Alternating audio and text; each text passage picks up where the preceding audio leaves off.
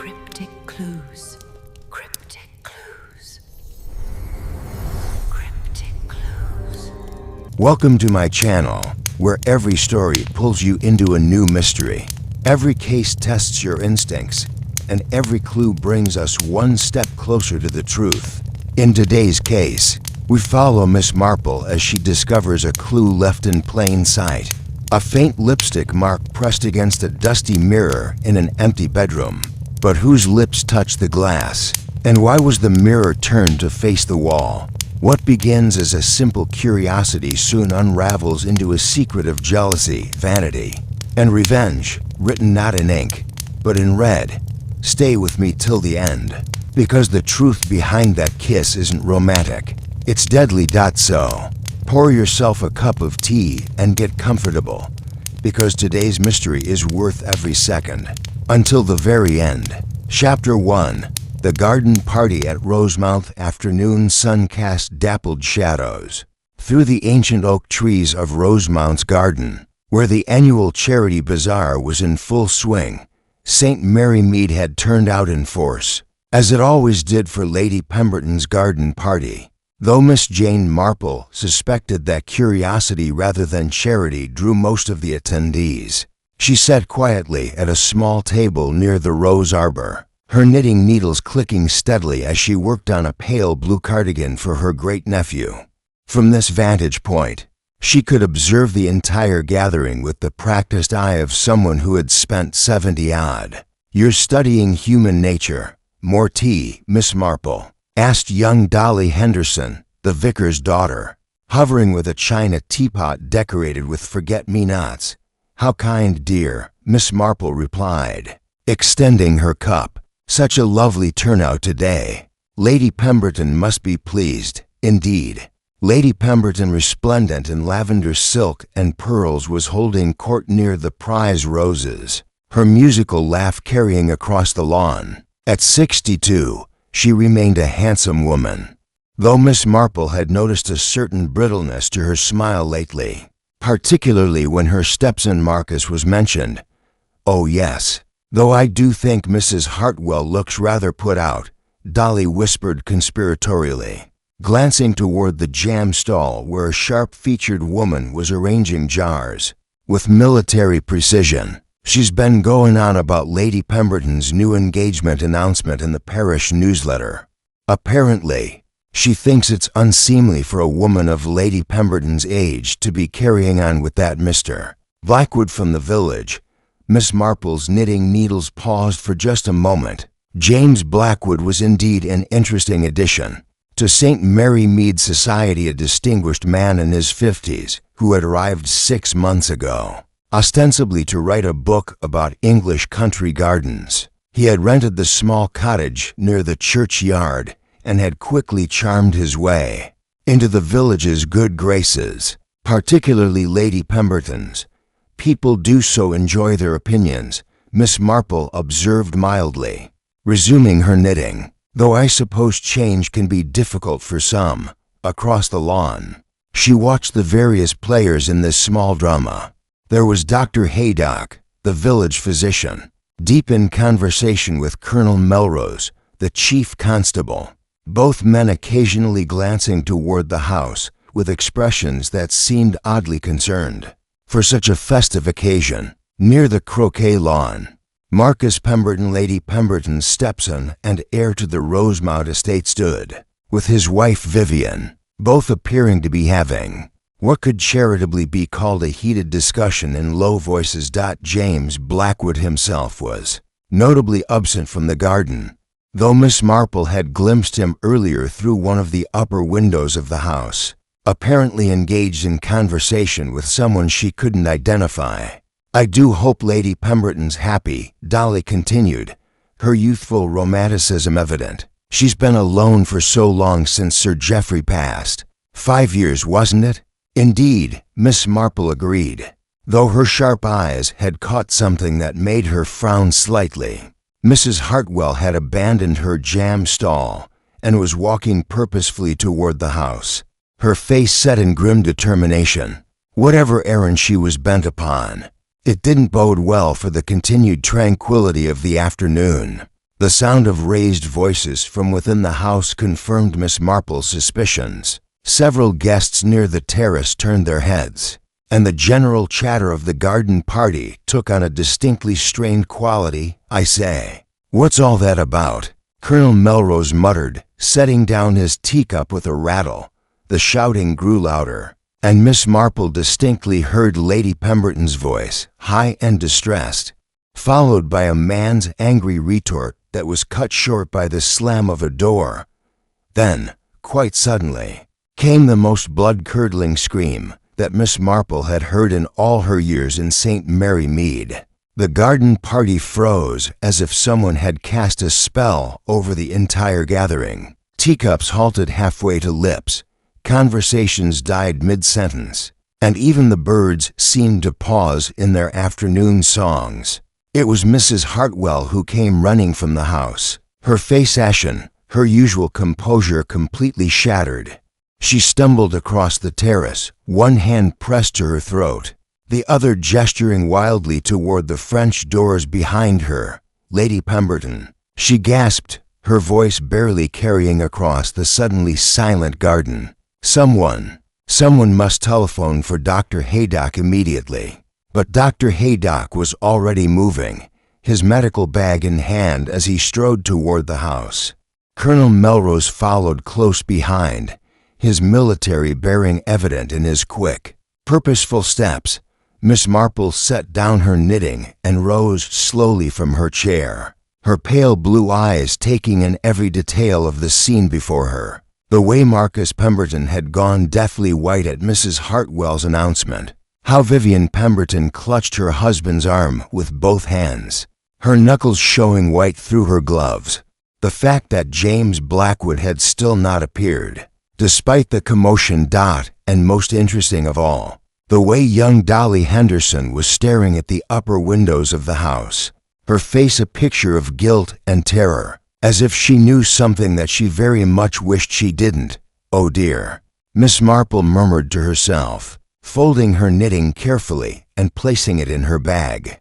"I do hope this isn't going to be one of those afternoons." But in her heart, she already knew that it was. Chapter 2.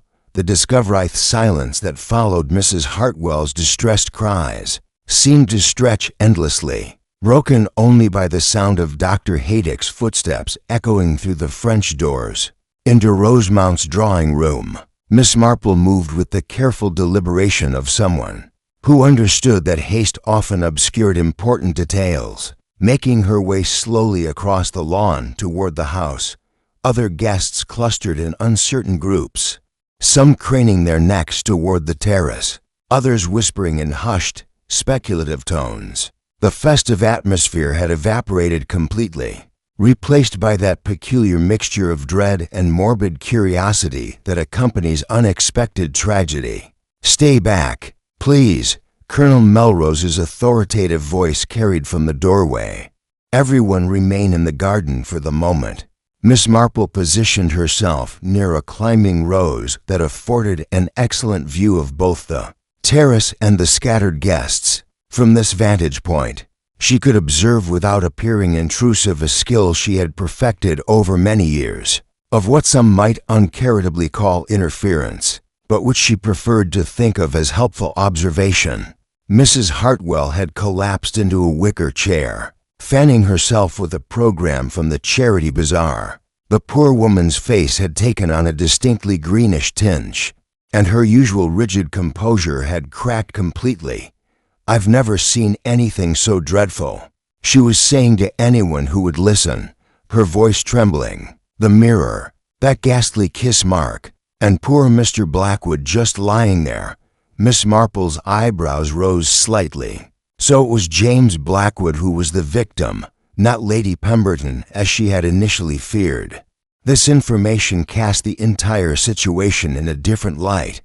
"What exactly did you see, Mrs. Hartwell?" asked the Reverend Henderson, having materialized at his usual post of offering comfort to the distressed. His daughter Dolly stood beside him, still wearing that guilty expression that Miss Marple had noted earlier. "I went upstairs to use the powder room," Mrs. Hartwell began. then stopped abruptly, her hand fluttering to her throat. Lady Pemberton had said the downstairs facilities were occupied. I climbed the main staircase and the door to her ladyship's private sitting room was slightly ajar. I could hear voices, angry voices, so naturally I thought I should perhaps. She paused, clearly struggling with how to phrase her next words without admitting to deliberate eavesdropping. "You thought you should investigate," supplied Marcus Pemberton, his tone carrying a hint of sarcasm despite the gravity of the situation.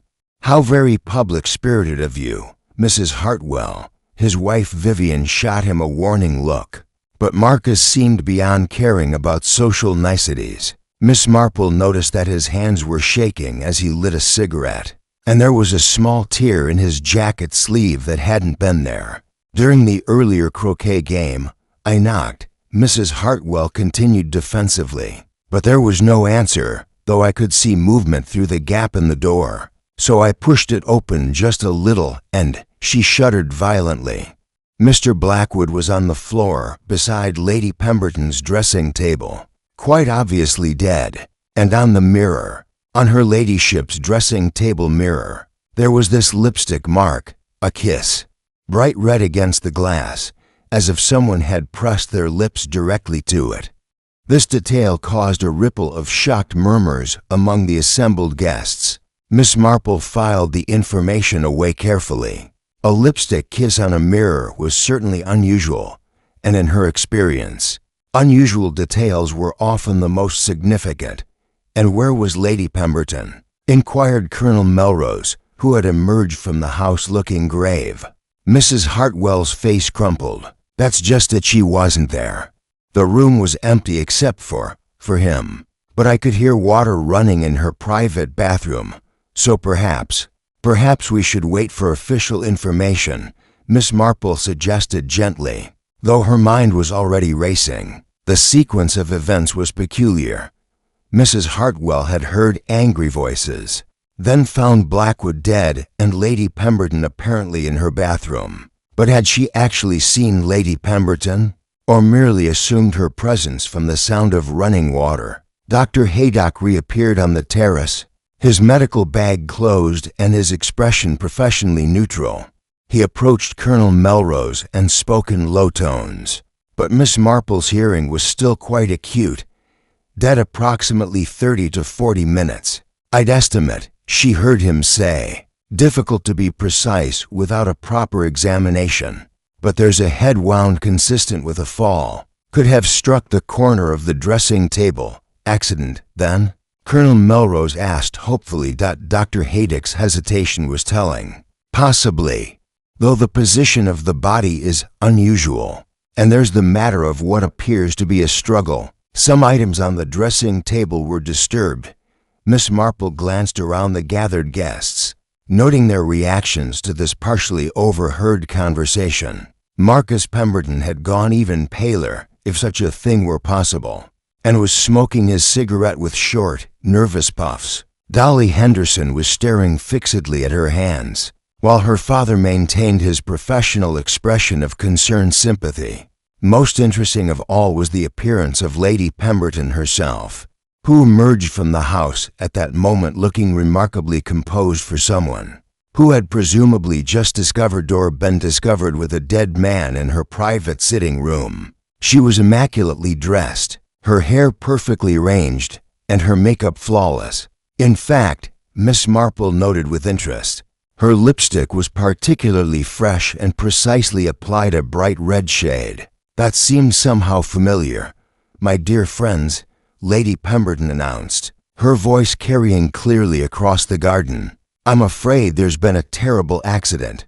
Poor Mr. Blackwood appears to have suffered a fall in my sitting room. The authorities have been summoned, and I'm told we must ask everyone to remain here for the time being." Her performance was admirable, Miss Marple thought, but it was definitely a performance. There was something theatrical about the way Lady Pemberton held herself, as if she were playing a role she had carefully rehearsed. "How dreadful for you, my lady," simpered Mrs. Hartwell, who had recovered enough of her composure to remember her social obligations. Finding him like that must have been such a shock. Lady Pemberton's pause was barely perceptible, but Miss Marple caught it. "Yes," she said finally. "Quite shocking indeed." But Miss Marple was beginning to suspect that Lady Pemberton had not been the one to find James Blackwood at all. The timing, the fresh lipstick, the lack of any sign of distress at all suggested that she had been elsewhere when the discovery was made. Despite the running water Mrs. Hartwell claimed to have heard, the sound of approaching sirens indicated that the police had arrived, and Miss Marple settled herself more comfortably against the rose arbor. Experience had taught her that the initial official investigation would focus on obvious facts and apparent evidence. The subtle details, the ones that often proved most crucial, would only emerge through careful observation and patient listening. As Inspector Slack's familiar figure appeared through the garden gate, Miss Marple allowed herself a small, private sigh. Inspector Slack was a dedicated officer, but he had an unfortunate tendency to settle on the most convenient explanation, rather than the correct one. This case, she suspected, would require considerably more delicate handling than the inspector was likely to provide. Chapter 3. Initial questions. Inspector Slack strode across the lawn with his characteristic blend of self-importance and barely concealed irritation at being called out on a Saturday afternoon. Miss Marple had encountered the inspector on several previous occasions, and while she respected his dedication to duty, she had learned that his investigative methods tended toward the direct and often overlooked the subtle nuances that frequently proved most revealing. "Right then," he announced, loudly enough for the entire gathering to hear. "I'll need to speak with everyone who was present this afternoon. But first, I want to see the scene." Lady Pemberton stepped forward gracefully, every inch the gracious hostess despite the circumstances. "Of course, Inspector, Dr. Haydock and Colonel Melrose are already familiar with the situation. Perhaps they could accompany you?" Miss Marple noticed the slight emphasis Lady Pemberton placed on the word accompany, a subtle suggestion that she would prefer not to personally escort the inspector to the scene of James Blackwood's death. Interesting, given that it was supposedly her private sitting room. As the three men disappeared into the house, Miss Marple found herself in the advantageous position of being able to observe the remaining guests without the constraint of official questioning. Experience had taught her that people often revealed more in casual conversation than under formal interrogation. She made her way slowly toward a group that had formed around Mrs. Hartwell, who was still holding court about her grisly discovery. The poor woman seemed to be deriving a certain satisfaction from being the center of attention. Despite her earlier distress, the strangest thing Mrs. Hartwell was saying to Mrs. Price Ridley and several other village ladies was how pristine everything else looked. I mean, if there had been a struggle, as Dr. Haydock suggested, surely there would have been more disturbance. But it was only a few items on the dressing table that were askew, and that peculiar kiss mark on the mirror. "You're quite certain it was a kiss mark?" asked Mrs. Price Ridley, her eyes bright with curiosity. "Oh, absolutely. Bright red lipstick, perfectly formed lips pressed against the glass. Most unsettling, really. As if someone had deliberately left it there as some sort of, message." Miss Marple paused in her approach, pretending to examine a particularly fine specimen of Lady Pemberton's prize roses. A message indeed, but from whom, and to whom? The detail struck her as both deeply personal and oddly theatrical.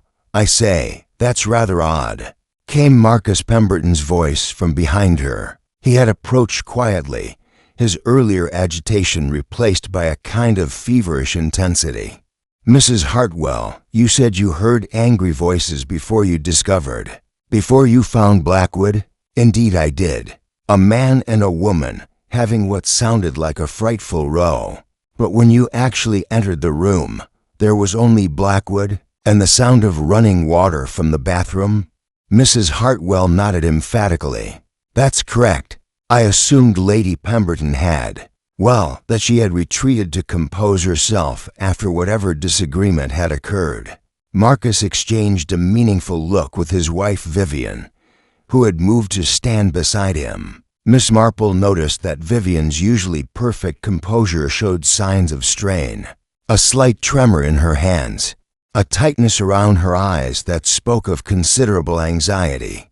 How long would you say elapsed between hearing the voices and actually entering the room?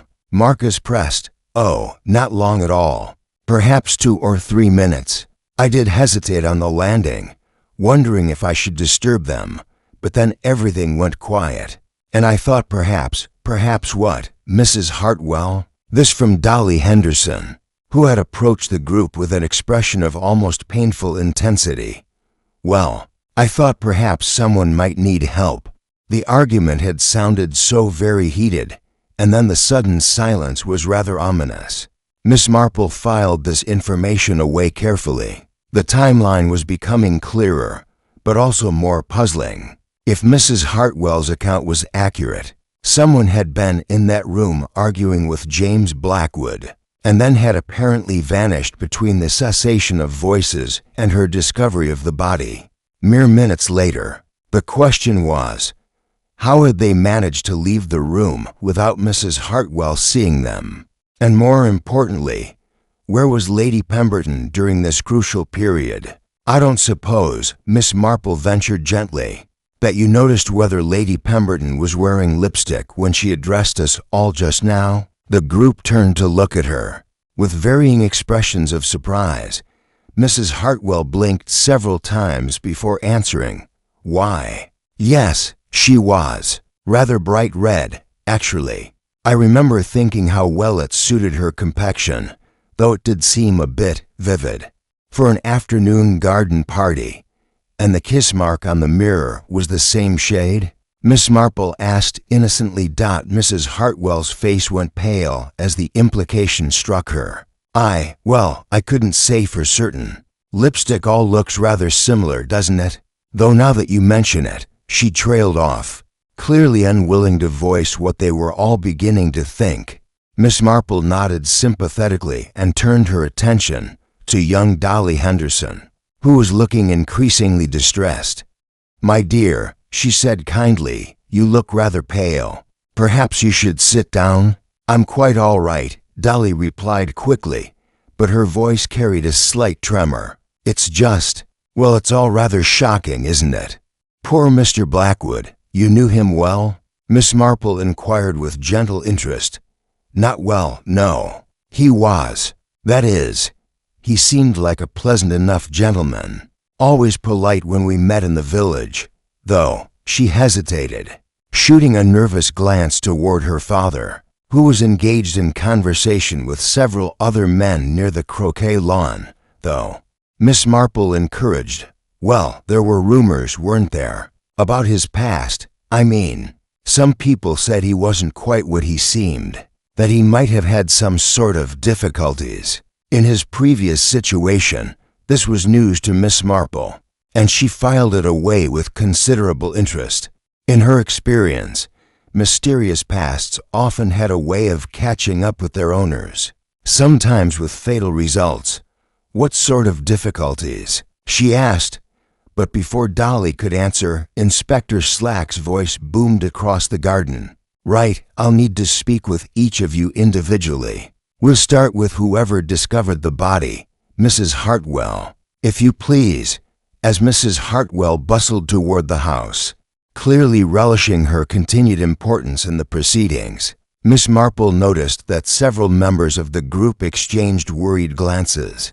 Marcus Pemberton lit another cigarette with hands that were definitely trembling now, while Vivian stepped closer to her husband in what appeared to be a gesture of support, or possibly restraint. Most interesting of all was Lady Pemberton's reaction to the inspector's announcement. She had been standing near the French doors, seemingly composed and in control, but at the mention of individual questioning, she touched her throat in a gesture that Miss Marple recognized as a sign of anxiety.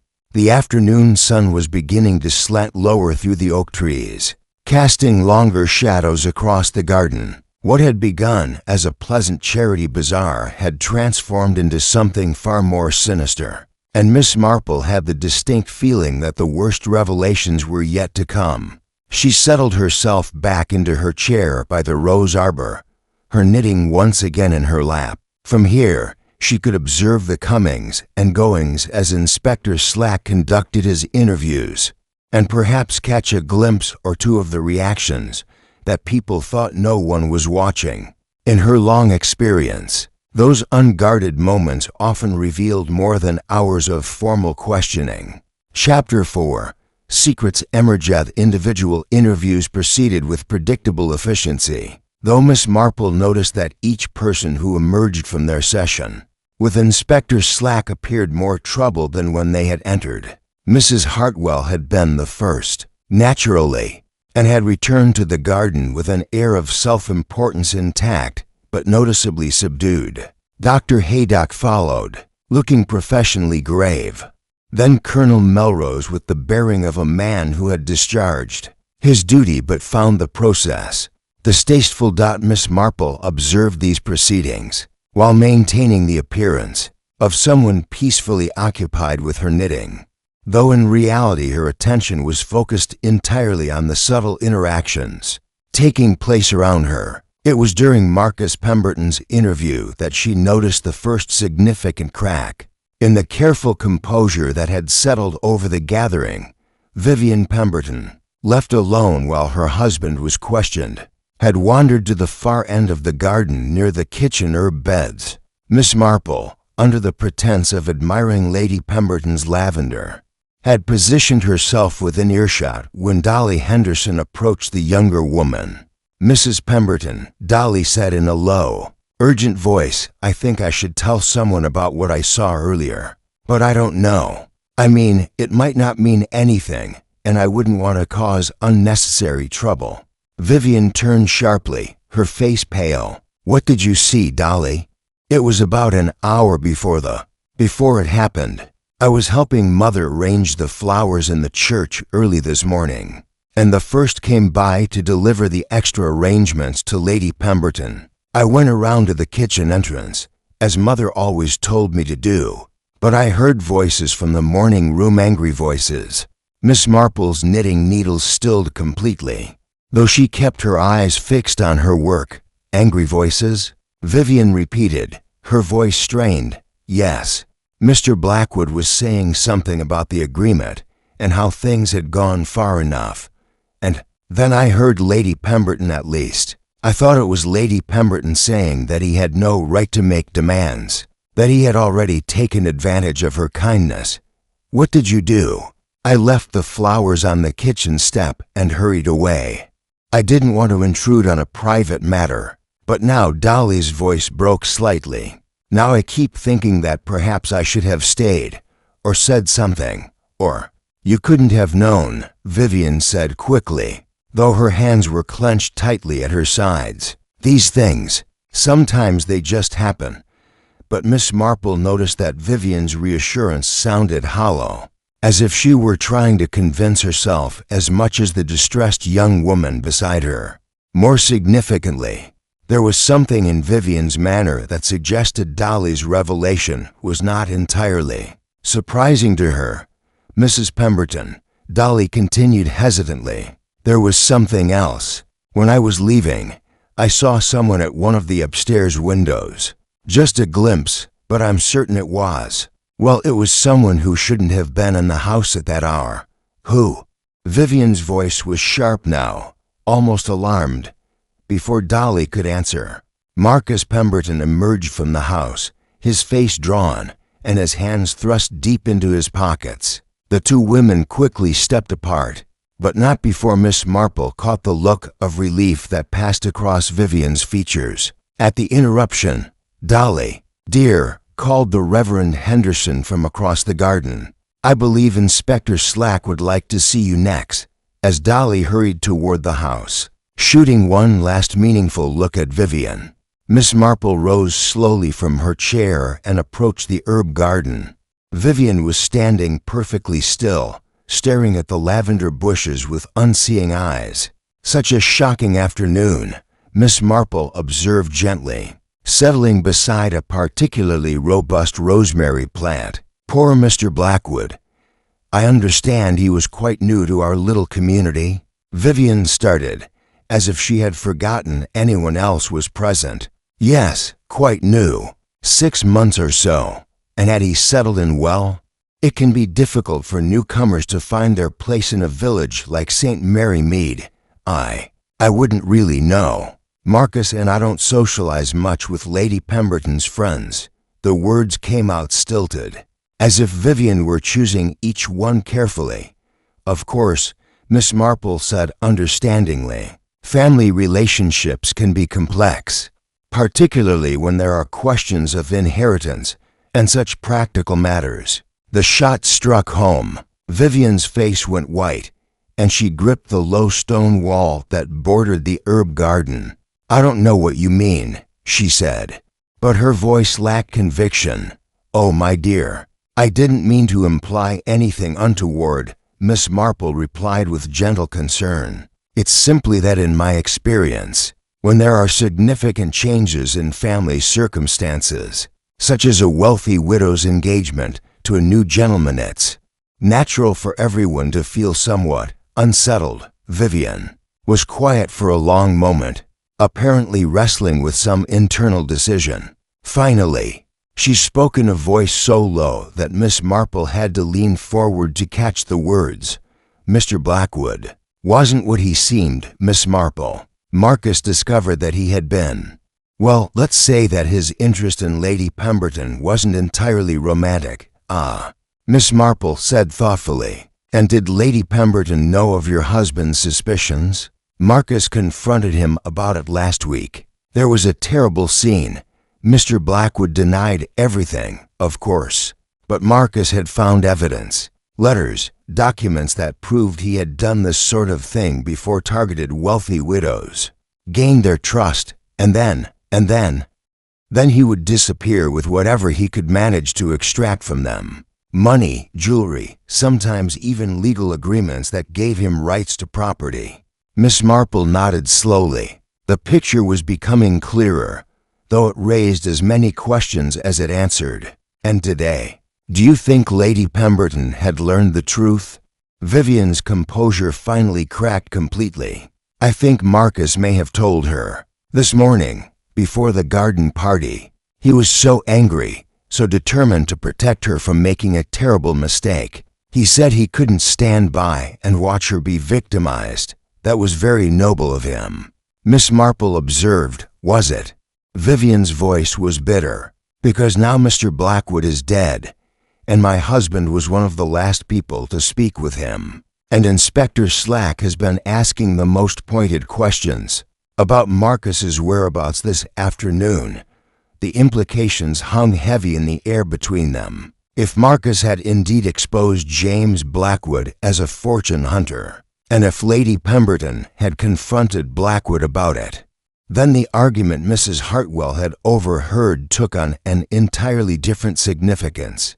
Mrs. Pemberton, Miss Marple said carefully, where was your husband during the time when the incident occurred? Vivian's silence stretched on so long that Miss Marple began to wonder if she would answer at all. When she finally spoke, her words carried the weight of desperate confession. I don't know, she whispered. He said he needed to speak with someone about something important, and he left me by the croquet lawn about 20 minutes before Mrs. Hartwell screamed. I assumed he had gone to find Lady Pemberton, to warn her if she didn't already know. But when I saw him after the discovery, there was dirt on his shoes and a tear in his jacket, and he looked like a man who had seen a ghost. Vivian turned to face Miss Marple directly. Her eyes filled with fear. Miss Marple, I'm terrified that my husband may have done something terrible in trying to protect Lady Pemberton. From a scoundrel, Miss Marple regarded the younger woman with compassion, but also with the sharp attention of someone who had learned to recognize when a partial truth was being offered in place of the whole story. My dear, she said gently, I think perhaps there are still some details that haven't been shared with Inspector Slack. Vivian nodded miserably. I keep hoping they won't matter, that this will all prove to be some dreadful accident. But you know that's not very likely, don't you? No, Vivian admitted. No, I don't think it's likely at all. Chapter 5. Hidden Motive. Miss Marple. As conversation with Vivian Pemberton was interrupted by the return of Dolly Henderson from her interview with Inspector Slack. The young woman emerged from the house, looking considerably more distressed than when she had entered, her face pale and her hands trembling as she rejoined the diminishing group of guests, still waiting in the garden. "My dear child," Miss Marple said kindly, abandoning her position by the herb garden to approach Dolly. "You look quite shaken. Perhaps you should sit down." "I'm all right," Dolly replied automatically, though she clearly wasn't. She glanced nervously toward her father, who was deep in conversation with Dr. Haydock near the rose arbor, then lowered her voice. "Miss Marple, I've told Inspector Slack about what I saw this morning, but I'm not certain I should have. It might cast suspicion on someone who couldn't possibly be guilty." Miss Marple guided the young woman to a small wrought iron bench beneath a flowering apple tree, where they could speak more privately. "Sometimes sharing what we've witnessed is the only way to ensure that justice is done properly," she said gently. "What exactly did you tell the inspector?" Dolly twisted her hands in her lap, clearly struggling with her conscience. "About seeing someone in the upstairs window when I delivered the flowers this morning, and about overhearing the argument between Mr. Blackwood and Lady Pemberton." "And the person you saw in the window?" "It was Mrs. Hartwell," Dolly said in a rush, as if saying it quickly would somehow lessen the impact. "She was in what looked like Lady Pemberton's private sitting room, the same room where it happened. But that was hours before the garden party, Miss Marple. She couldn't have had anything to do with what happened later, could she?" Miss Marple's eyebrows rose slightly. This was an interesting development indeed. "What time would this have been, dear?"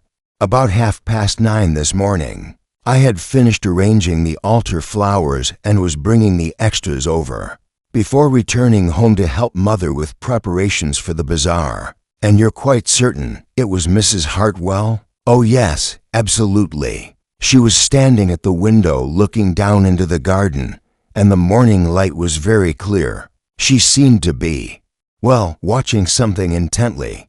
Miss Marple filed this information away carefully. "Mrs. Hartwell in Lady Pemberton's private sitting room at 9:30 in the morning, several hours before the official start of the garden party, and apparently observing something of interest in the garden below, combined with her convenient discovery of the body later. It painted a rather different picture of the woman's involvement in the day's events." "Did you mention to Mrs. Hartwell that you had seen her there?" "No, I wasn't supposed to be using the kitchen entrance, really, and I didn't want to get into trouble for taking liberties. But now I wonder if I should have said something." Before Miss Marple could respond, Lady Pemberton herself approached their secluded corner. She moved with the same graceful composure she had maintained throughout the afternoon, but Miss Marple noticed a tightness around her eyes that suggested considerable strain. "Miss Marple." "Miss Henderson," she said with a smile that didn't quite reach her eyes. "I do hope you're both bearing up well under these trying circumstances. I wanted to personally apologize for this dreadful disruption to what should have been a pleasant afternoon." "No apology necessary, my lady," Miss Marple replied. "These things are hardly under anyone's control. You're very kind." Lady Pemberton settled herself gracefully on the bench beside them, though Miss Marple noticed she chose the position that allowed her to keep both the house and the remaining guests in view. "I understand Inspector Slack has been asking everyone about their observations today. I do hope no one feels obligated to share idle gossip or unfounded speculation." The warning, though delivered with perfect politeness, was unmistakable. Miss Marple watched Dolly's face carefully and saw the young woman's anxiety increase noticeably. "Of course," Miss Marple said mildly, though I imagine the inspector is simply being thorough. In cases like this, even seemingly unimportant details can prove significant. Naturally, though I would hate for anyone's reputation to be damaged by association with this tragedy. Mr. Blackwood was, well, he was a complicated man, and I fear there may be those who would use his unfortunate death as an opportunity to spread unkind stories.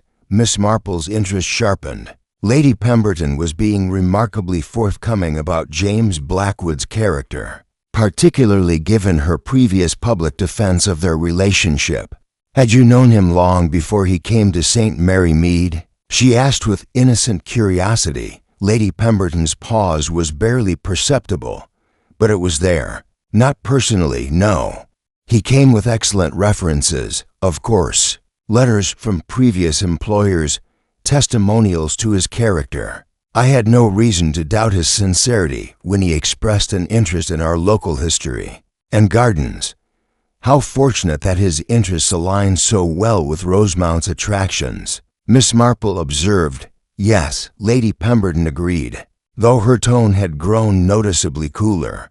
Though I've since learned that not all of his representations were entirely accurate.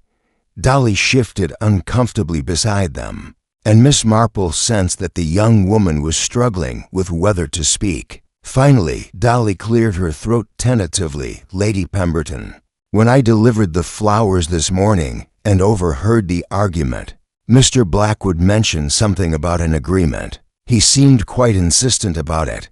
Lady Pemberton's composure slipped for just a moment, revealing a flash of what might have been anger or fear before the mask of polite concern returned. I'm afraid Mr. Blackwood had developed some rather unrealistic expectations about our friendship, she said carefully. When I attempted to clarify the situation, he became quite unreasonable. It was most unpleasant. The agreement he mentioned, Miss Marple pressed gently. Was that perhaps some sort of business arrangement? Business arrangement is rather overstating it, Lady Pemberton replied, her voice tight. Mr. Blackwood had approached me about investing in a project he claimed to be developing something about a series of books on English country estates. I had expressed some preliminary interest, nothing more, but he seemed to believe this constituted some sort of binding commitment. Miss Marple nodded thoughtfully. The picture was becoming clearer, though she suspected there were still significant details being omitted. And when you explained that you had reconsidered, he became quite disagreeable, made some rather unpleasant accusations about my character, and suggested that I owed him compensation for his time and effort. Lady Pemberton's voice carried a note of genuine indignation. It was most presumptuous. How dreadful for you, Miss Marple said sympathetically. And this conversation took place this morning. Yes, when he arrived early for the garden party. I had thought to settle the matter privately, but he proved quite persistent. Dolly looked increasingly uncomfortable, and Miss Marple wondered what additional details the young woman might have overheard that morning. Before she could pursue the matter further, however, Inspector Slack's voice called across the garden. Lady Pemberton, if I might have a word with you now. Lady Pemberton rose gracefully, smoothing her skirts. Of course, Inspector. I do hope we can clear this matter up quickly. Such a terrible accident.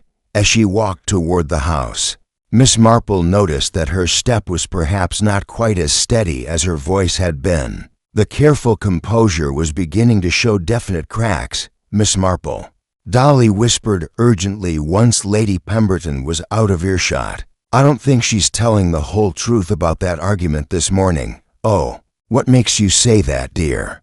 Because when I heard them arguing, Lady Pemberton said something about him having already taken enough, and that she wouldn't be blood dry by a scoundrel. That doesn't sound like someone who was just declining to invest in a book project, does it? Miss Marple's eyes sharpened with interest. No, my dear, it certainly doesn't. It sounds very much like someone who had already discovered that they were being systematically defrauded. The implications were significant. If Lady Pemberton had already lost money to James Blackwood's scheme, and if she had confronted him about it that morning, then her motive for wanting him gone was considerably stronger than she had admitted. But it also raised another question. If Lady Pemberton had killed James Blackwood in her sitting room, how had she managed to disappear and reappear so quickly after Mrs. Hartwell's discovery of the body? Unless, of course, Mrs. Hartwell's account of the events wasn't entirely accurate either. Chapter 6. Contradictions. Surface Lady Pemberton's interview with Inspector Slack proved to be considerably longer than the previous sessions, and Miss Marple noted with interest the increasing agitation among the remaining guests. As the afternoon wore on, the sun was beginning its descent toward the horizon, casting longer shadows across the garden and lending an almost theatrical quality to the scene. Mrs. Hartwell had positioned herself strategically near the French doors, clearly hoping to catch some fragment of the conversation taking place within. Her earlier distress had been replaced by an almost predatory alertness that Miss Marple found rather telling. For someone who claimed to have stumbled upon the scene purely by accident, she seemed remarkably invested in the outcome of the investigation. "I do wish they would hurry this along," Marcus Pemberton muttered, lighting what must have been his 10th cigarette of the afternoon. His hands continued to shake, and Miss Marple noticed that he kept glancing toward the upper windows of the house, with an expression that could only be described as haunted. "These things take time," his wife Vivian replied, though her own anxiety was evident in the way she clutched her handbag. "I'm sure Inspector Slack is being as thorough as possible." Miss Marple approached the couple with the unhurried gait of someone simply seeking a more comfortable chair, though in reality she was drawn by Marcus's increasingly erratic behavior. In her experience, guilt had a way of manifesting itself in very specific patterns, and Marcus Pemberton was displaying several of them. "Such a trying day for everyone," she observed, settling into a nearby chair with her ever-present knitting. "Mr. Pemberton, you seem particularly affected by this tragedy. Did you know Mr. Blackwood well?" Marcus's laugh held no humor whatsoever. "Well enough to know he was a damned scoundrel who was taking advantage of a generous woman's kindness." "Marcus," Vivian warned in a low voice, but her husband seemed beyond caring about discretion. "No, Vivian, I'm tired of pretending everything was perfectly normal. The man was a fortune hunter, plain and simple. I tried to warn Aunt Catherine Lady Pemberton, but she was so taken with his charm that she wouldn't listen to reason." Miss Marple's knitting needles clicked steadily as she absorbed this information. "That must have been very frustrating for you. As her stepson, you naturally felt protective of her interests, protective of the family name, protective of—" Marcus stopped abruptly, as if realizing he had been about to say too much. "Protective of your inheritance?" Miss Marple suggested gently. The directness of the question seemed to shock Marcus into momentary silence. Vivian went pale and reached for her husband's arm, but he shook her off with surprising vehemence. "Yes, all right, if you must know. Protective of my inheritance. Is that so terrible? My father built Rosemount from nothing, worked himself into an early grave to establish something lasting for his family. Was I supposed to stand by and watch some smooth-talking stranger charm his way into possession of everything my father died for? Of course not," Miss Marple replied with perfect understanding. "Any reasonable person would feel exactly the same way. And I imagine your efforts to expose Mr. Blackwood's true character were quite thorough." Marcus's agitation increased visibly. "I hired a private investigator. Cost me a bloody fortune, but it was worth it to get proof of what he really was. 3 previous wealthy widows, all of them fleeced for significant sums before he disappeared. One poor woman in Bath lost nearly everything: her home, her savings, even family heirlooms that he convinced her to let him appraise for insurance purposes. And you shared this information with Lady Pemberton? I tried to. Last week, I presented her with a complete dossier. Photographs, financial records, testimonials from his previous victims. I thought surely faced with such overwhelming evidence, but she didn't believe you. Vivian finished quietly. Worse than that, she accused me of fabricating the evidence out of jealousy and greed. Said I was so desperate to preserve my inheritance that I would stoop to slandering an innocent man. Marcus's voice cracked with bitter emotion. She threatened to disinherit me entirely if I continued to persecute him.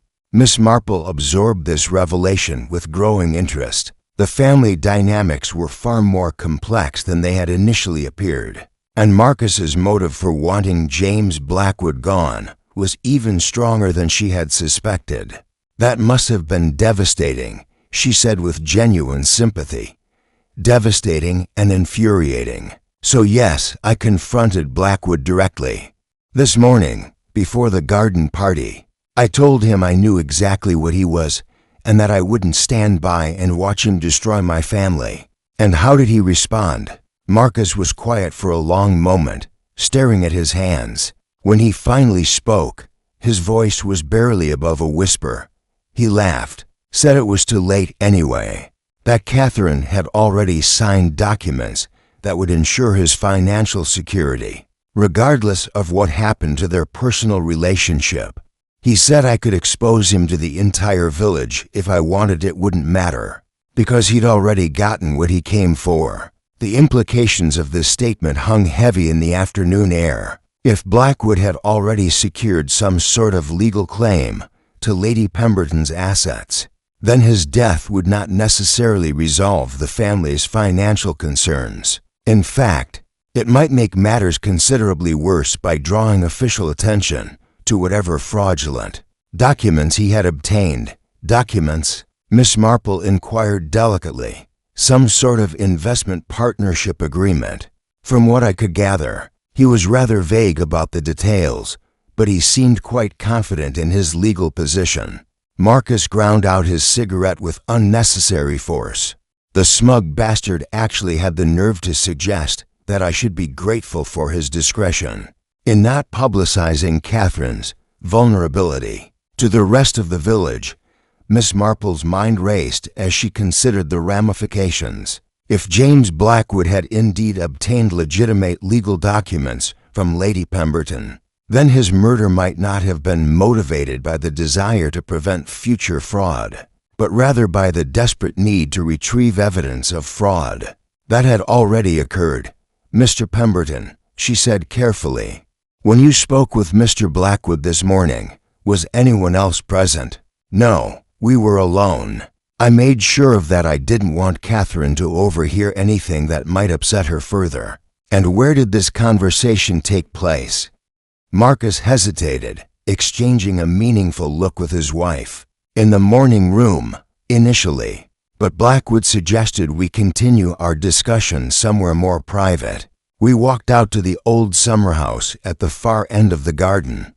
Miss Marple filed this information away with considerable interest. The summer house was quite secluded, hidden behind a screen of mature rhododendrons and well out of sight of both the house and the main garden areas. And this would have been at what time? Around 11 o'clock, I suppose. Perhaps a bit earlier, which meant that Marcus's confrontation with Blackwood had taken place well before the argument that Dolly Henderson had overheard between Blackwood and Lady Pemberton. The timeline was becoming increasingly complex, with multiple confrontations occurring throughout the morning. I don't suppose, Miss Marple ventured, that Mr. Blackwood mentioned whether he was expecting to meet with anyone else today. Marcus's expression darkened. As a matter of fact, he did. Said he had some loose ends to tie up before the garden party, and that afterward he would be in a position to finalize certain arrangements. I assumed he meant he was planning to pressure Catherine into signing additional documents or perhaps even announce their engagement publicly, but Miss Marple was beginning to suspect that James Blackwood's plans for the afternoon had been considerably more complicated than a simple announcement of engagement. The pattern of confrontations, the mysterious documents, and the elaborate nature of the crime scene all suggested that multiple people had been involved in the events leading up to his death. The question was whether they had been acting independently or in some sort of coordination. The sound of raised voices from within the house interrupted her thoughts, and she looked up to see Inspector Slack emerging onto the terrace with Lady Pemberton close behind. Both appeared visibly agitated, and Miss Marple noticed that Lady Pemberton's earlier composure had finally cracked completely. Whatever had been discussed during that lengthy interview, it had clearly produced some very uncomfortable revelations. Chapter 7. The Web Titan's Inspector Slack's emergence from the house with Lady Pemberton created an immediate stir among the remaining guests. The inspector's usual brusque confidence appeared somewhat shaken, while Lady Pemberton's carefully maintained composure had given way to something approaching desperation. Miss Marple observed with keen interest as the two stood in heated discussion on the terrace, their voices too low to carry, but their body language speaking volumes.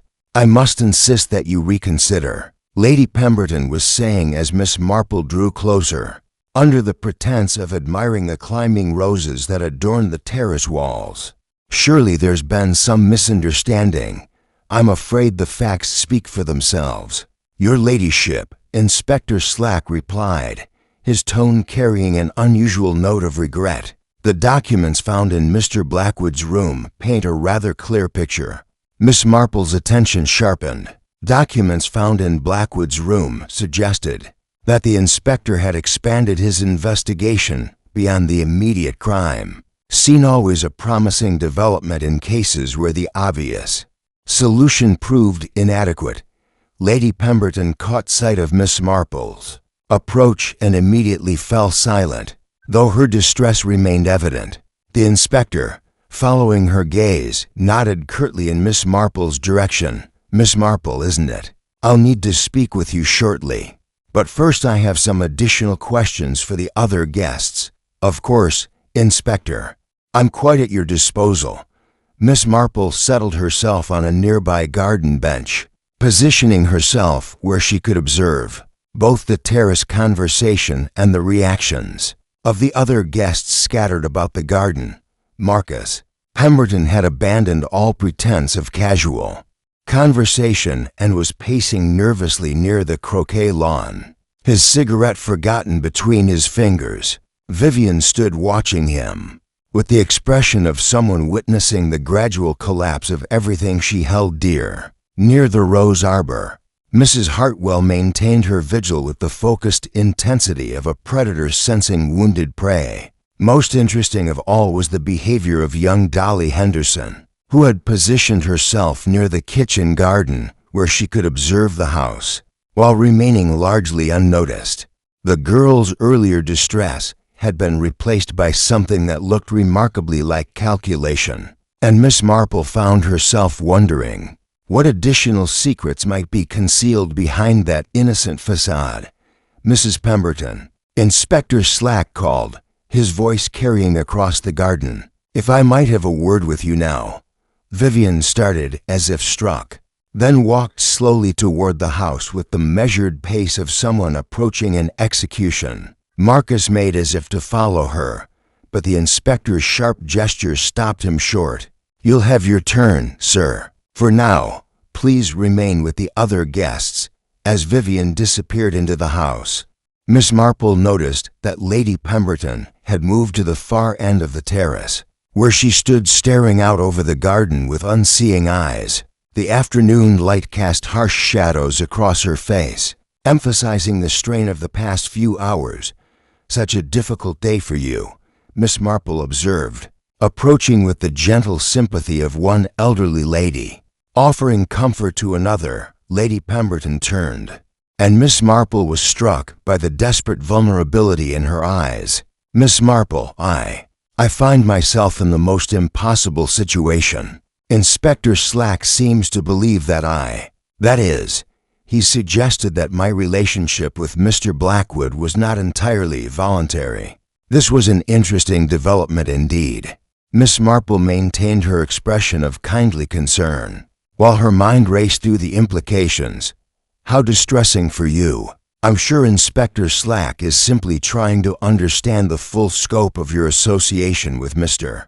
Blackwood. You don't understand, Lady Pemberton said urgently, lowering her voice. He's found documents, legal papers that I signed that make it appear as though I willingly entered into business arrangements with James. But the truth is far more complicated than that.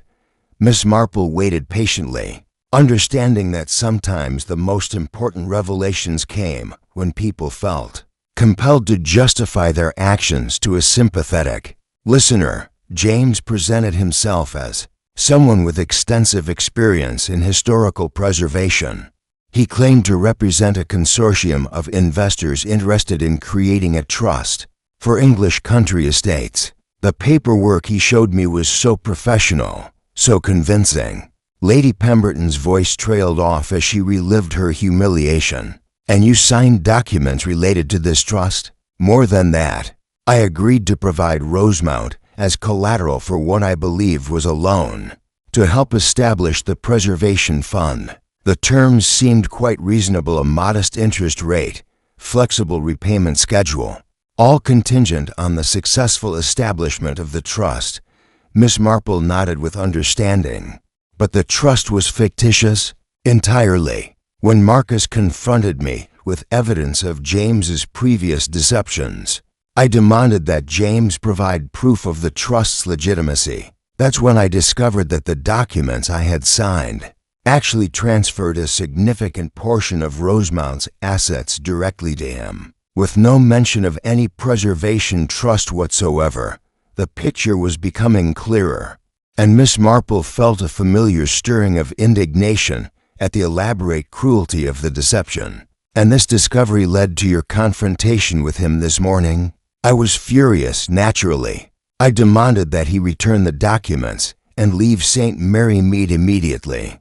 But James simply laughed and informed me that the transfers were legally binding and that I had no recourse. How did he respond when you threatened to expose him? Lady Pemberton's laugh was bitter. He said it wouldn't matter, that he had anticipated the possibility of discovery and had taken steps to ensure that any accusations I made would be dismissed as the ravings of a bitter woman who had been rejected by a younger man. Miss Marple frowned. This suggested a level of premeditation that went beyond simple opportunistic fraud. What sort of steps? He claimed to have documented evidence of what he called my increasingly erratic behavior following our engagement announcement. Letters I had supposedly written, witnesses to conversations where I had allegedly made unreasonable demands, even photographs that he said would support his version of events. The web of deception was far more elaborate than Miss Marple had initially suspected. James Blackwood hadn't simply been stealing money. He had been systematically destroying Lady Pemberton's credibility to ensure that she couldn't effectively fight back. And yet, Miss Marple observed gently, here he is dead. And those documents presumably no longer pose the same threat. Lady Pemberton's reaction was immediate and telling. She stepped back as if physically struck, her hand moving to her throat in a gesture of alarm. Miss Marple, surely you don't think that I could have, my dear lady. I think nothing at all. I simply observe that circumstances have changed considerably since this morning. Before Lady Pemberton could respond, a commotion from within the house drew their attention. Raised voices, Vivian's high and distressed, the inspector's stern and commanding, carried through the open French doors. That's quite impossible, Vivian was saying.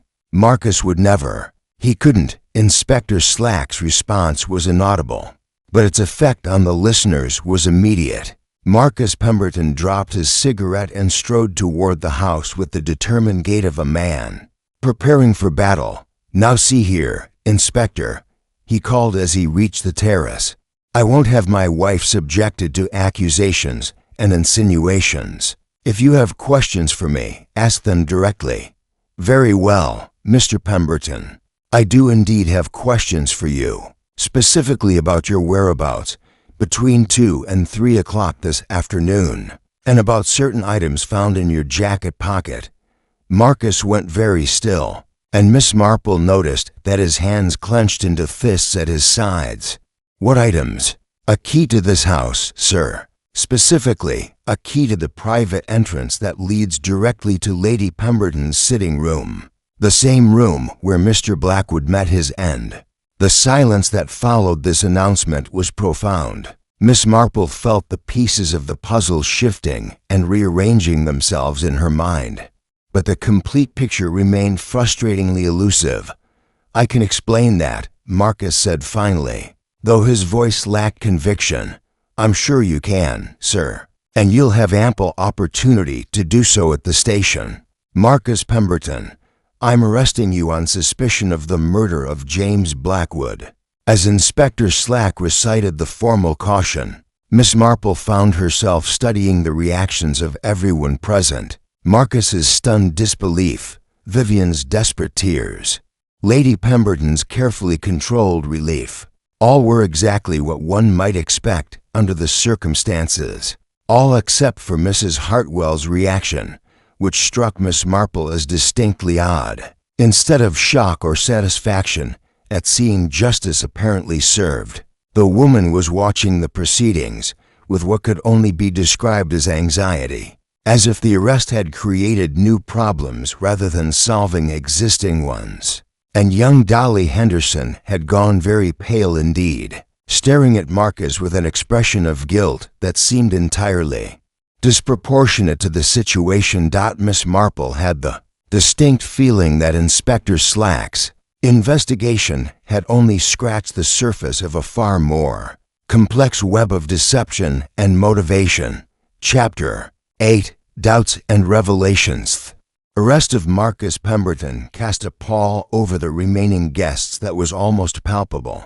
As the police car disappeared down the tree-lined drive with Marcus in custody, the small group left in the garden seemed to exhale collectively, though Miss Marple noticed that the relief was far from universal. Vivian Pemberton had collapsed onto a garden bench, her face buried in her hands as she wept quietly.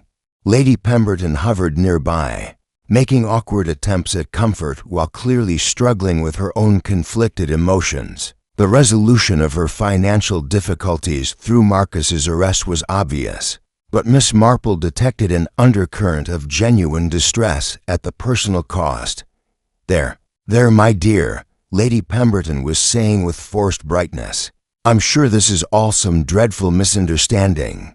Marcus is a good man at heart, whatever mistakes he may have made." Miss Marple found this attempt at consolation rather telling.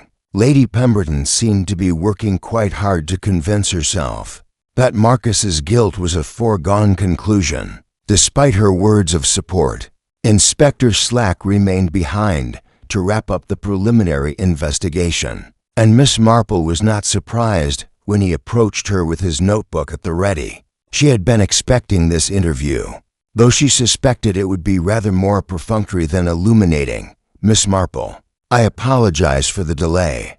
Just need to get your statement for the record. You were present at the garden party from what time?" "I arrived shortly after 2 o'clock, Inspector. Lady Pemberton's events are always so well attended that I prefer to come early, to find a comfortable spot. And during the afternoon, did you observe anything unusual? Any arguments? Suspicious behavior? That sort of thing?" Miss Marple considered her response carefully. Inspector Slack had clearly settled on his solution to the case, but she had learned from experience that premature certainty often led to overlooked evidence. Well, there was the general atmosphere of tension that one sometimes encounters at social gatherings. Family dynamics can be quite complex, as I'm sure you understand. Indeed.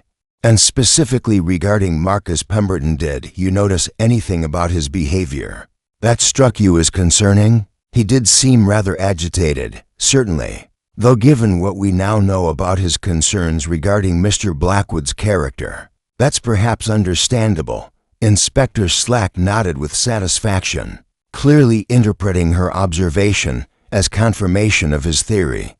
Quite right. Jealousy and greed make a powerful combination, especially when a man feels his inheritance is threatened. Miss Marple made a non-committal sound while privately noting that the inspector's analysis, while superficially logical, overlooked several significant complications. The timing of events, the elaborate nature of the crime scene, and the various inconsistencies in witness statements all suggested that the solution was considerably more complex than a straightforward case of family resentment. "Inspector," she said carefully, "I wonder if you might have had the opportunity to examine the lipstick mark that Mrs. Hartwell mentioned, the one on Lady Pemberton's dressing table mirror?" Inspector Slack's expression suggested he found this detail of minimal importance. "Oh, that? Yes, well, it's certainly there. Bit odd, I'll grant you, but probably just some sort of theatrical flourish. Criminals sometimes do strange things in the heat of the moment.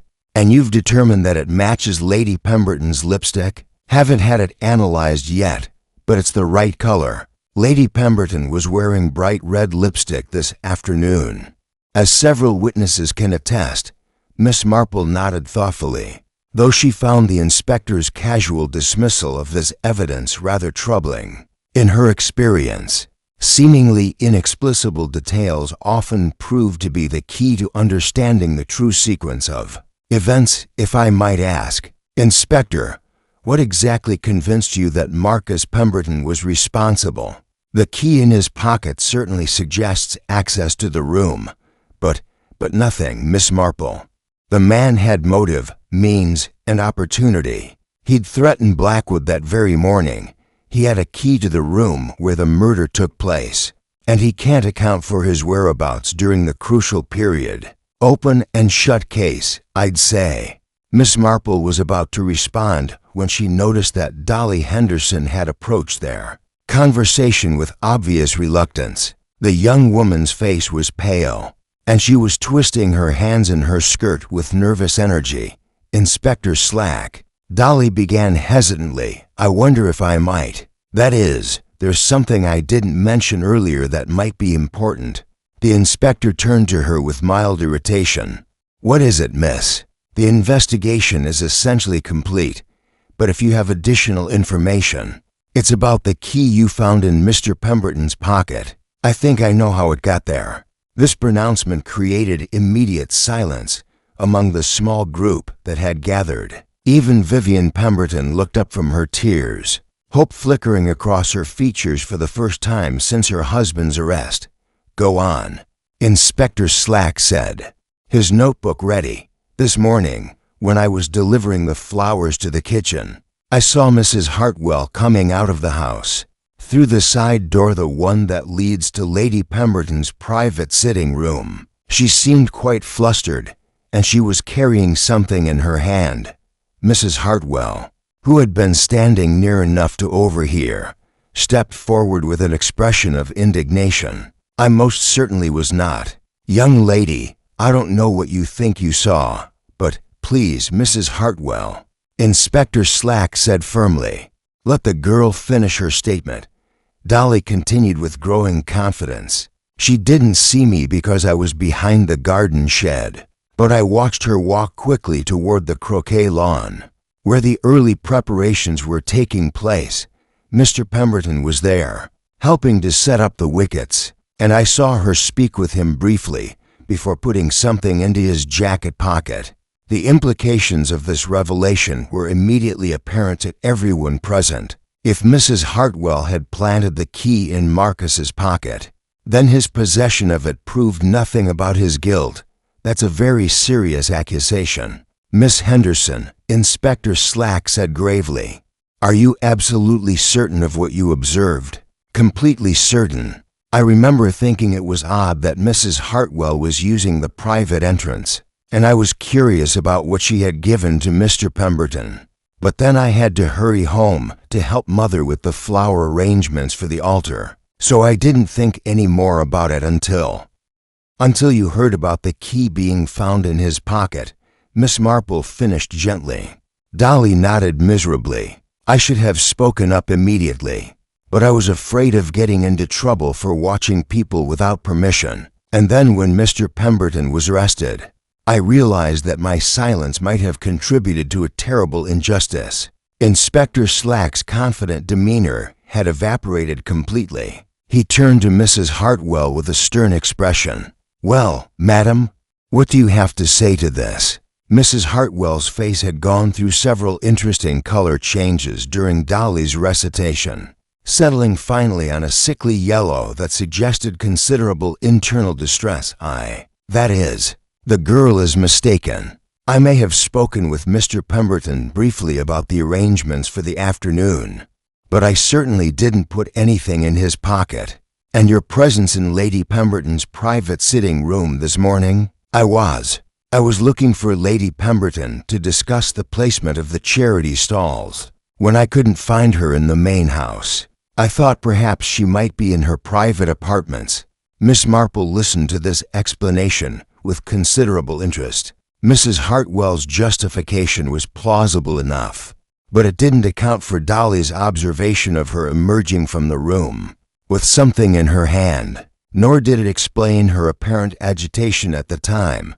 Mrs. Hartwell, Miss Marple said gently, I wonder if you might help us understand something that's been puzzling me. When you discovered Mr. Blackwood's body this afternoon, you mentioned hearing the sound of running water from Lady Pemberton's bathroom, but Lady Pemberton has told us that she wasn't in the sitting room at that time.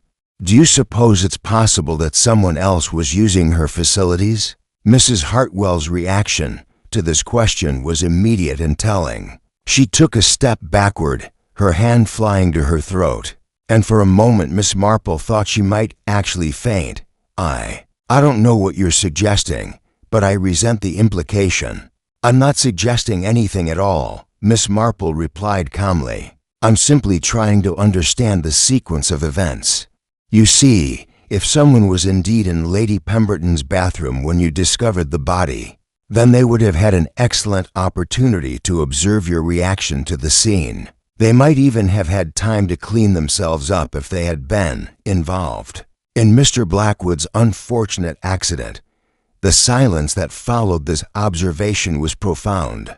Mrs. Hartwell stood frozen, her face a mask of conflicted emotions, while Inspector Slack regarded her with growing suspicion. Finally, in a voice barely above a whisper, Mrs. Hartwell spoke. It wasn't supposed to happen like that. James was supposed to leave quietly, take his documents and disappear. But he wouldn't listen to reason. Chapter 9. The Truth Emerges. Hartwell's whispered confession hung in the air like a physical presence, creating a silence so profound that even the evening birds seemed to have paused in their songs. Inspector Slack fumbled for his notebook with hands that had developed a distinct tremor, while the remaining guests stood frozen in attitudes of shocked disbelief. Miss Marple, however, remained perfectly composed, her pale blue eyes fixed on Mrs. Hartwell, with the gentle but implacable attention of someone who had long ago learned to recognize the moment when careful observation finally yielded to revealed truth. Mrs. Hartwell, she said kindly, perhaps you would like to sit down? I think it would be helpful if you told us exactly what happened. Starting from this morning. Mrs. Hartwell looked around the small circle of faces with the desperate expression of a cornered animal, then slowly sank onto the nearest garden bench. When she spoke, her voice carried the hollow quality of someone who had reached the absolute limit of her endurance. I never meant for anyone to be hurt. You must believe that. I only wanted to protect Lady Pemberton from making a terrible mistake. Inspector Slack had recovered enough of his composure to interject. Mrs. Hartwell, I must caution you that anything you say may be used in evidence. Perhaps you would prefer to have a solicitor present? No, Mrs. Hartwell replied with sudden firmness. I've carried this burden for hours now, watching an innocent man arrested for something I need to tell the truth. Miss Marple settled herself more comfortably, recognizing that they were about to hear a story that would be far more complex than Inspector Slack's straightforward theory of family jealousy. You see, Mrs. Hartwell continued, I've been Lady Pemberton's friend for over 20 years, since before Sir Geoffrey's death, when she was just the young wife of the local squire. I watched her struggle through those dark months after she lost him, saw how lonely and vulnerable she became. So when this charming stranger appeared and began paying her such devoted attention, I was initially pleased for her. But something changed your mind? Miss Marple prompted gently. I began to notice things, small inconsistencies in his stories about his background, the way he would ask casual questions about Lady Pemberton's financial arrangements, his sudden interest in various pieces of her jewelry and art collection. But when I tried to voice my concerns, Lady Pemberton became quite defensive. Vivian Pemberton, who had been listening with growing attention, leaned forward. So you decided to investigate on your own? Mrs. Hartwell nodded miserably. I contacted my nephew in London. He works for a firm of solicitors, and asked him to make some discreet inquiries about Mr. Blackwood's background. What he discovered was absolutely horrifying. This would be the same information that Marcus Pemberton had obtained through his private investigator? Miss Marple asked. Similar, yes, though my nephew's investigation was perhaps more thorough. James Blackwood wasn't even his real name. He was actually James Morrison, and he had been running variations of this confidence scheme for over a decade. 3 previous wealthy widows had been completely ruined by his attentions, and one poor woman in Scotland had taken her own life, rather than face the complete destruction of her family's reputation. The gravity of this revelation settled over the group like a physical weight. Lady Pemberton made a small sound of distress, and even Inspector Slack looked genuinely shocked. Armed with this information, Mrs. Hartwell continued, I went to Lady Pemberton yesterday evening and presented her with the complete dossier. I begged her to reconsider her relationship with the man, to protect herself before it was too late. And her response? Miss Marple inquired, though she suspected she already knew the answer. She accused me of jealousy and spite, said that I couldn't bear to see her happy, and that I was manufacturing evidence to sabotage her chance at a new life. She ordered me to leave immediately and told me that if I spread any of these malicious lies about James, she would ensure that I was socially ostracized from the entire village. Miss Marple nodded with understanding. Lady Pemberton's reaction was entirely typical of someone who had been skillfully manipulated by a practiced deceiver. The victims of such schemes often defended their abusers with fierce determination, even when presented with overwhelming evidence of their deception. So you decided to confront Mr. Blackwood directly, she continued.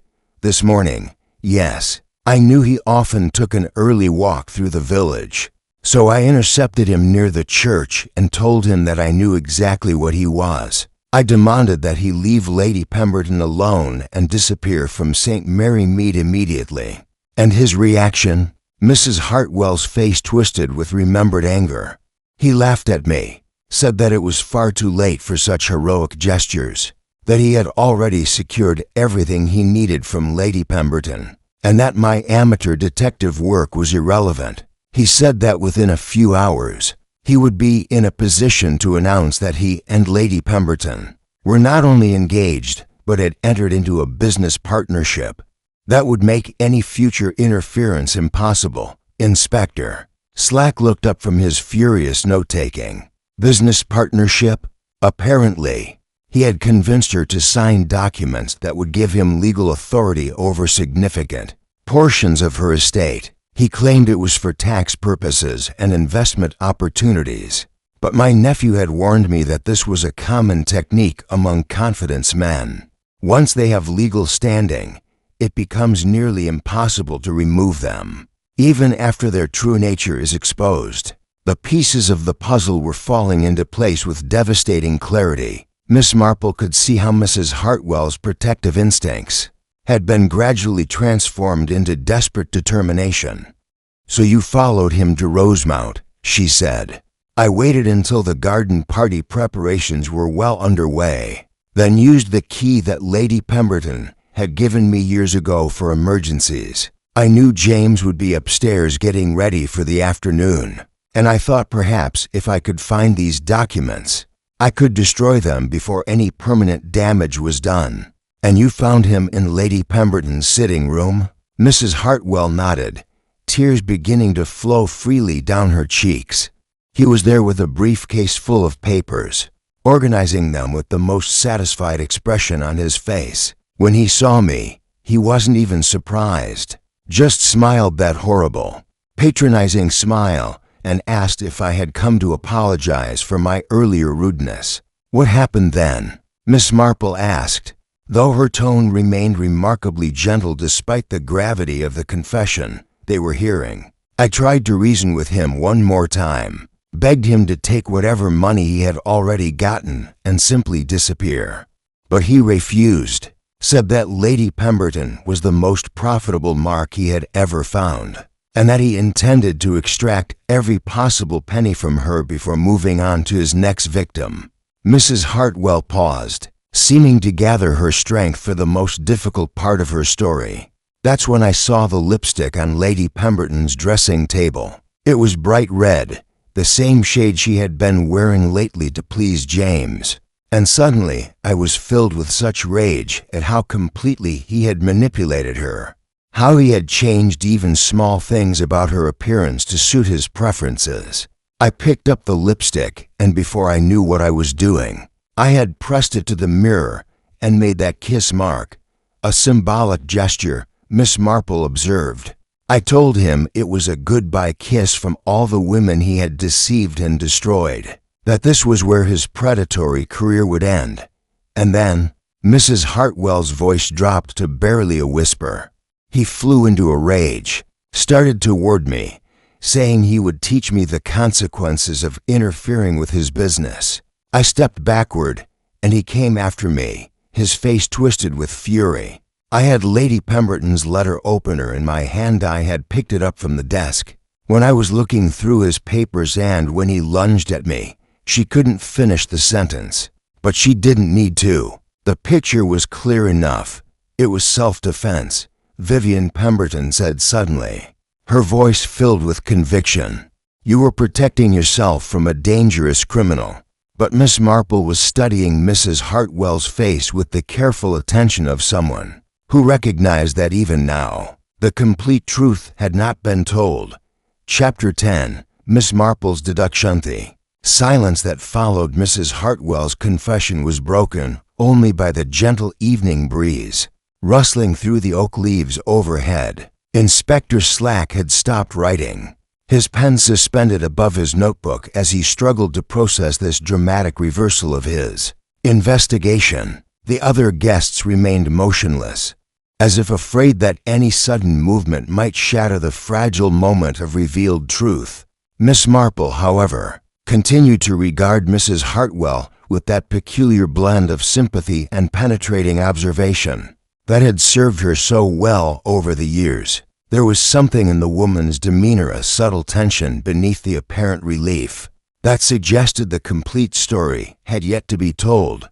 "Mrs. Hartwell," she said gently, "your account is most illuminating, and I'm certain everyone here sympathizes with your desire to protect Lady Pemberton from such a dangerous man. But I wonder if you might help me understand a few small details that still seem rather puzzling."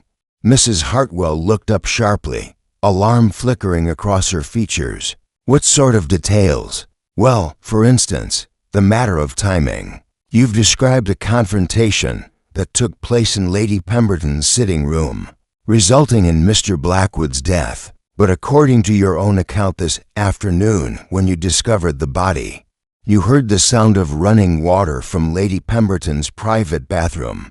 "Yes, that's correct. And yet, if Mr. Blackwood had just died during your struggle with him, why would you have immediately gone to the bathroom to wash? Surely your first instinct would have been to summon help, or at the very least to check on his condition." Mrs. Hartwell's face had gone very pale. I was in shock. I wasn't thinking clearly. Of course, Miss Marple agreed kindly. Shock can indeed cause people to behave in unexpected ways. But there's another small detail that troubles me. You mentioned that you left that symbolic kiss mark on the mirror during your confrontation with Mr. Blackwood. But lipstick, as any woman knows, requires a certain technique to apply properly. One must press quite firmly and hold steady for several seconds to achieve the clear, precise impression that Mrs. Hartwell described seeing. Inspector Slack frowned. What are you getting at, Miss Marple? Simply that such a deliberate action seems rather inconsistent with the heat of a life-threatening struggle. If Mrs. Hartwell was truly fighting for her life, would she have had the presence of mind and the time to create such a careful symbolic gesture? Lady Pemberton, who had been listening with growing attention, stepped forward. Miss Marple, surely you're not suggesting that Mrs. Hartwell's account is inaccurate. She's just confessed to a terrible accident that occurred while she was trying to protect me. Oh, I'm quite certain that Mrs. Hartwell is trying to protect you, Lady Pemberton. The question is whether she's protecting you from James Blackwood's fraud, or from something else entirely. The tension in the small group had become almost unbearable. Mrs. Hartwell sat rigid on her bench, her hands clenched so tightly in her lap that her knuckles showed white through her gloves. Dolly Henderson had moved closer to her father, as if seeking protection from whatever revelation was about to come. Miss Marple continued in the same gentle tone that somehow made her words all the more devastating. You see, I've been thinking about that lipstick kiss, and I believe it tells us a great deal about what really happened in that room. It wasn't a symbolic gesture made in the heat of passion, as Mrs. Hartwell suggests. It was a much more calculated action, designed to convey a very specific message. What sort of message? Vivian Pemberton asked, though her voice suggested she might not want to hear the answer. The sort of message that a woman might leave when she wants to ensure that her rival understands exactly who was responsible for removing an inconvenient obstacle.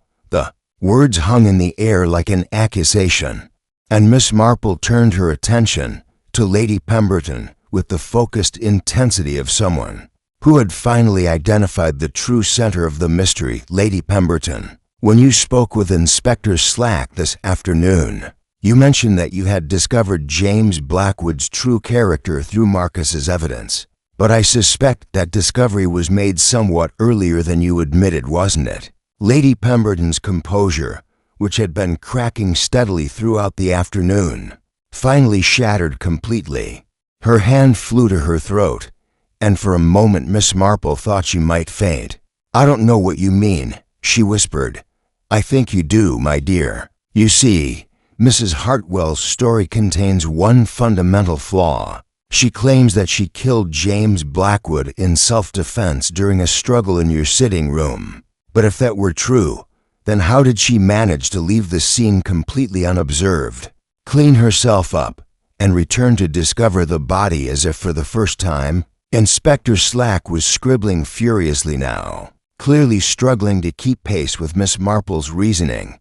The answer, Miss Marple continued, is that she didn't leave the scene at all.